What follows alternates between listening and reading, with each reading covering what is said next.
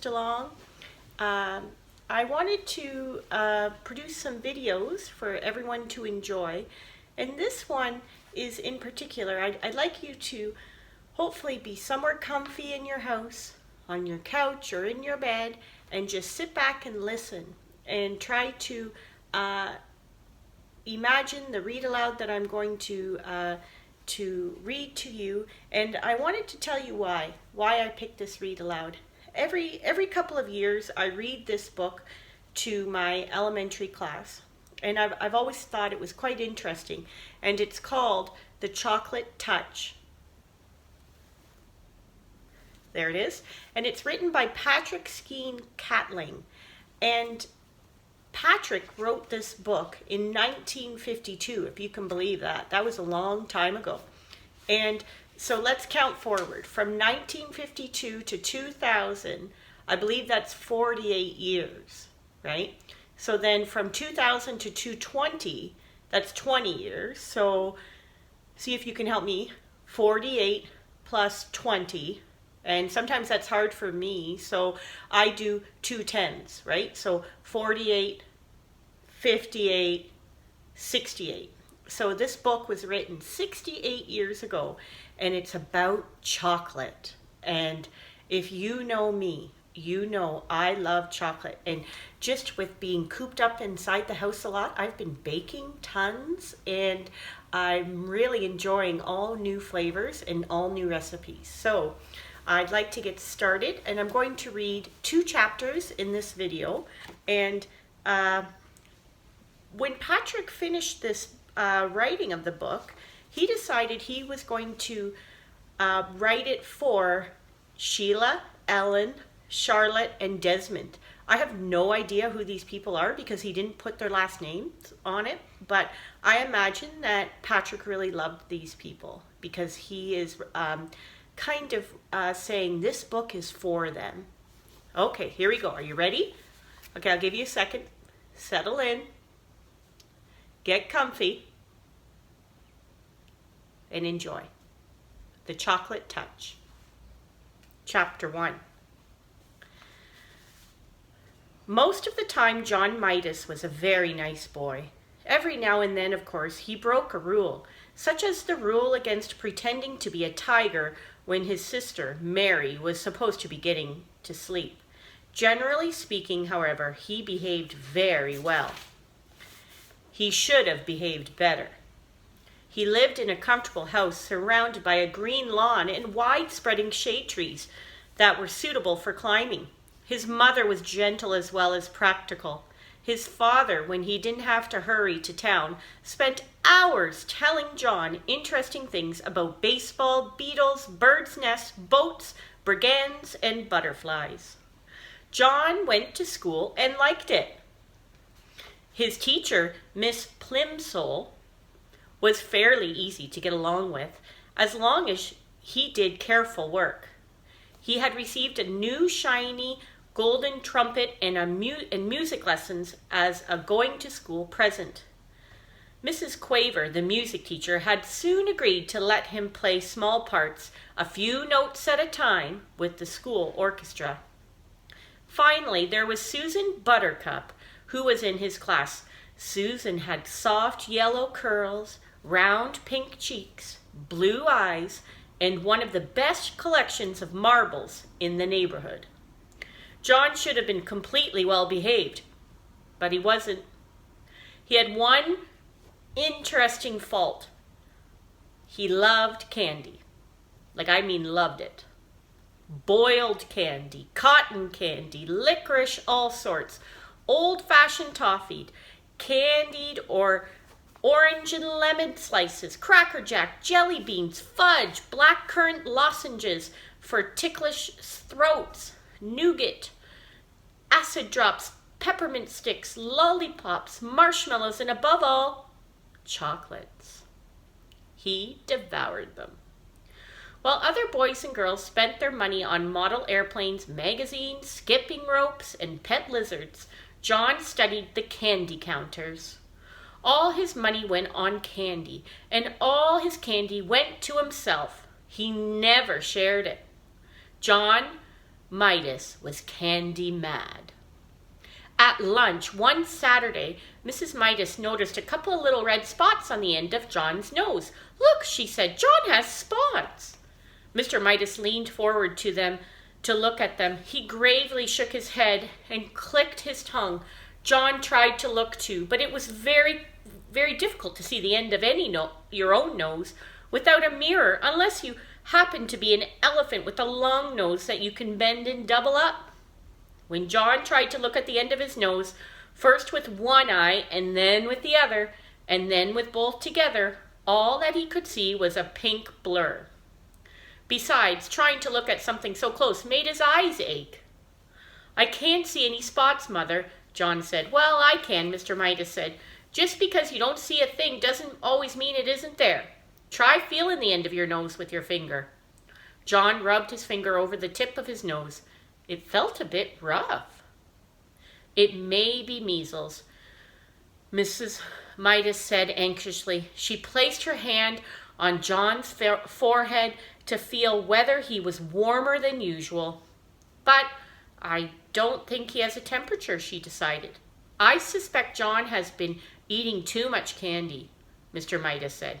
"Have you been eating candy this morning, John?" "Some," John admitted. "What?" Mr. Midas said. "Well," John replied, "well, I had a few cream delights. Susan gave them to me." "Anything else?" Mr. Midas asked. A little toffee crunch," John asked. "And what else?" Mr. Midas asked, beginning to look cross. John's ears grew red. He knew he wasn't supposed to eat candy before meals. "Oh, only, hardly anything else," he said. "John," Mr. Midas said, and his son recognized the tone. It meant that John had to tell everything. It turned out that John had been around to see most of his friends and had managed to get candy from nearly all of them. The list he recited was a long one. "No wonder you have spots," Mr. Midas commented. At last, "I think we'd better take John to see Dr. Cranium," he said to Miss Midas. Yikes. Dr. Cranium was a tall, thin man with a bald head and a gray mustache. He looked through his glasses at John and said, He eats a lot of candy," Mr. Midas said. "He hasn't been eating his meals properly," Mr. Midas said. "Just what I thought," Dr. Cranium said. "I can tell by looking at him that he eats much too much candy." The doctor shone a light and a little electric light into John's right ear. Then he shone it into John's left ear. Then he shot it right up his nose. He told John to open wide and say, "Ah!" Then he shone the light into John's mouth. "Much too much candy." "Gracious me, he seems to be full of candy." He told John to sit down and relax. Then he picked up a small rubber-headed hammer and gave John a light tap on the right knee, just below the joint. John's foot gave a weak kick. John giggled. "It's nothing to laugh about," Mr. Midas said. "No, John," the doctor reproved him. "A healthy little boy who didn't eat too much candy would kick harder than that." "I'm sorry," John said politely, "but I can kick harder if you want me to." He gave a sudden high kick which knocked the hammer out of Dr. Cranium's hand. It landed on its rubber head and bounced across the room. "John!" exclaimed Mrs. Midas. "I'm so sorry, Dr. Cranium. John, tell the doctor you're sorry for kicking his hammer." "I'm sorry I kicked your hammer," John said. "I would recommend less candy," Dr. Cranium told the Midas family. "An upset stomach can lead to all sorts of complications." On the way home, Mrs. Midas tried to explain to John what she thought the doctor meant by complications. "You see," she said, "if you put too much of one kind of food in your stomach and not enough of the other kinds, it is bad for your whole body because different parts of your body need different kinds of food.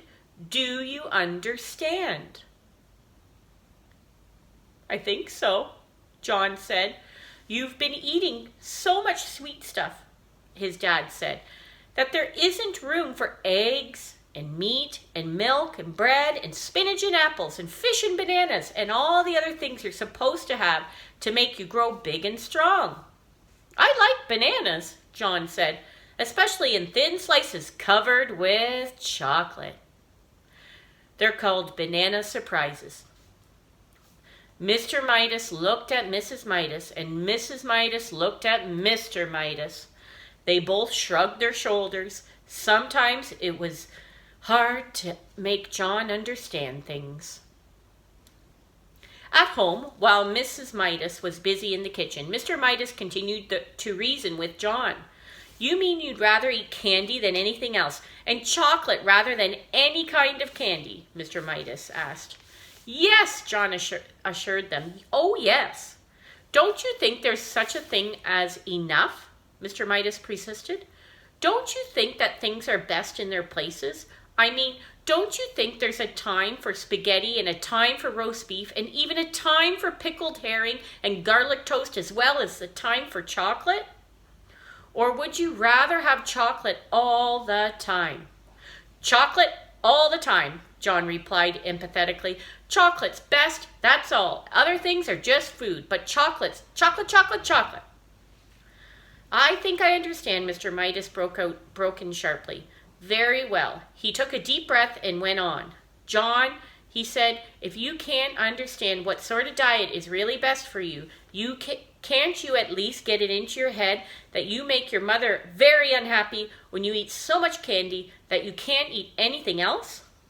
The conversation always seemed to get around to the effort of John's candy eating on John's mother. John couldn't see how it could possibly do any harm if he ate candy and only candy. He sat silent for a minute. Then he said, May I go out and play? Please, Daddy. I just want to go and play. So they let him. That was the end of chapter 1. What a great start, eh? I like that, and I hope you're enjoying it too. And I'd like to just dive right into chapter 2.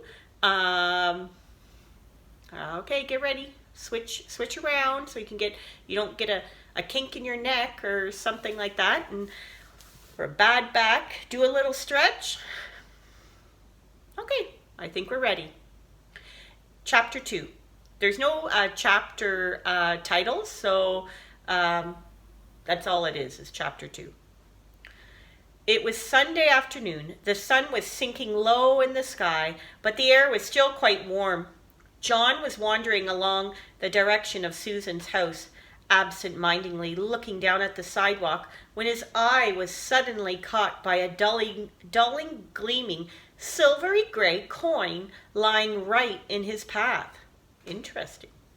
The coin was the size of a quarter, but even as he leaned forward eagerly to pick it up, John noticed there was something strange about it. It did not have a picture of George Washington or a picture of an eagle. On one side there was a picture of a large boy, and on the other side there were the letters J.M., which was funny, John thought, because those letters happened to be his initials. Grasping the coin firmly, he ran on towards Susan's house. He liked to collect things, and he thought that he might be interested to know that he had the beginning of a coin collection. Although he was in the habit of going over to Susan's by the same route once or twice almost every day, this afternoon John found himself turning left, where he usually turned right. I always go the same way, he thought. This time for a change. I'm going a new way. He didn't stop to consider that you cannot go east by going west unless you all go all the way around the world. Only 2 blocks along the unfamiliar street, John came to a small corner store. It was a neat red brick building with 2 big show windows. They were full of all sorts of candy. Susan was immediately absolutely forgotten. John pressed his nose against one of the windows. He was imagining the taste of the chocolate-covered almonds and chocolate fudge on the other side of the glass when he noticed a man in a white apron standing behind the counter and beckoning to him. John was surprised. He hadn't expected the store to be open on Sunday. "Don't just stand there in the doorway, John," the man called heartily. "Come on in and get some fresh, sweet, creamy chocolate.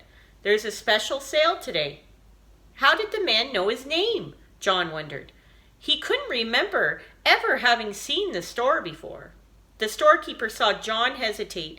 "The chocolate I used in my kitchen comes direct from the heart of Africa," he said. I use none but the finest ingredients, and my recipes, well, I bet you've never had chocolates like mine before. Come on in." "Thank you," John replied, walking to the counter. "But you see, the trouble is, well, No money?" the storekeeper asked. "No money whatsoever? What have you got there in your right hand?" John had forgotten the old coin in his hand.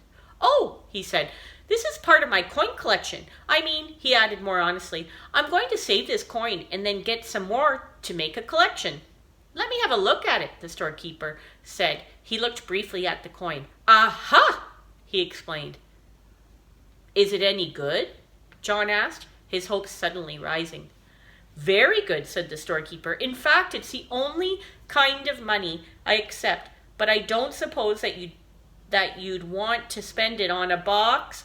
"A whole box? I imagine you'd rather keep this for your coin collection than spend it on chocolate, wouldn't you?" "Oh, no," said John. "Chocolate any day." "Go ahead, then. Help yourself," the storekeeper said, pointing to the heavenly show table piled high with large cellophane-wrapped candy boxes, all exactly alike.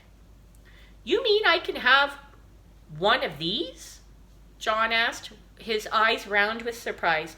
The candy boxes were as big as the ones his father always brought home at Christmas time.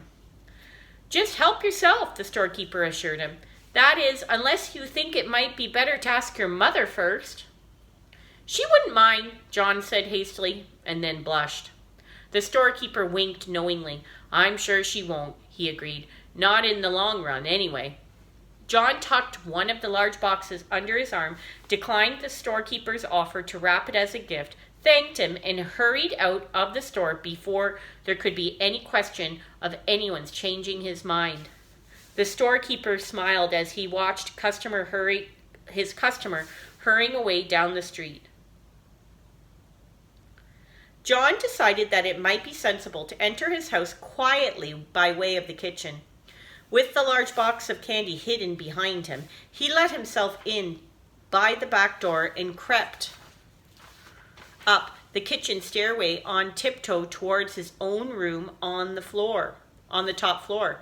Just as he was about to round the corner of the second floor to continue his way upstairs, he had to stop for a moment while his father walked by, coming along the hall from the bedroom telephone.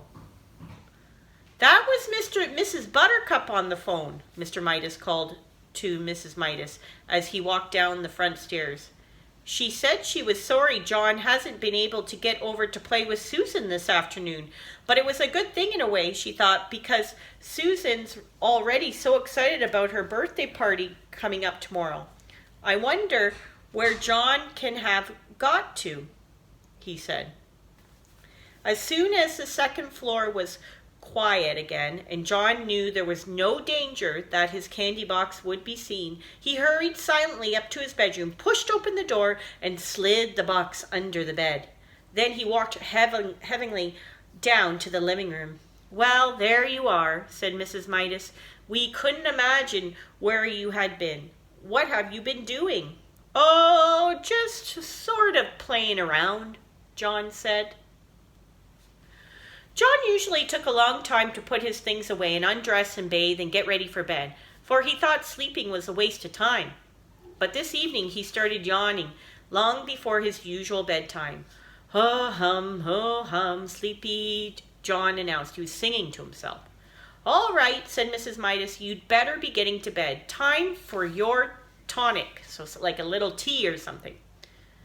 His little tonic came in a bottle. It had been prescribed by Dr. Cranium. John had to have a spoonful every night to make up for all of the vegetables and fruit that he left on his plate after lunch and dinner. The tonic tasted like soap, mud, glue, ink, and paint. It tasted horrible. Much to Mrs. Midas's surprise, John ran ahead of her to the dining room cupboard where the tonic and the tonic spoon were kept. By the time she got there, he had already filled the spoon. Then, without any coaxing, he emptied it into his mouth. "Ugh!" John spluttered. "Oh, oh!"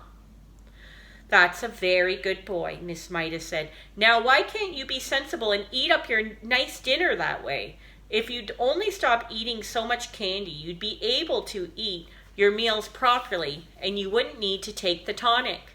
Soon John was scrubbed and in his pajamas and in bed, ready to be tucked in for the night. Mrs. Midas sat on the bed and stroked his forehead for a moment. Then she leaned forward and kissed his cheek. John pretended that he was very sleepy, shut his eyes, and began breathing deeply. When Mrs. Midas rejoined Mr. Midas in the living room, she said, "I've never known John to be so good about going to bed before." He went to sleep in no time. A few seconds after the bedroom door had closed behind his mother, John leaped to the floor, got down on his hands and knees, and felt under the bed for the candy box. As he soon had it on the pillow and set to work unfastening it. First, he took off the thin outer sheet of cellophane. Then he lifted off the lid. Then he removed the sheet of cardboard. Then he pulled off a square of heavy tinfoil. Then he took out a layer of shredded paper. As the wrappings piled up around him, John became rather anxious.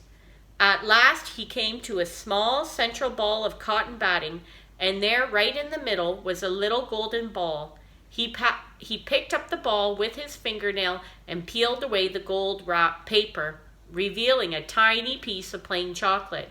It was the only piece of chocolate in the whole box. That's different.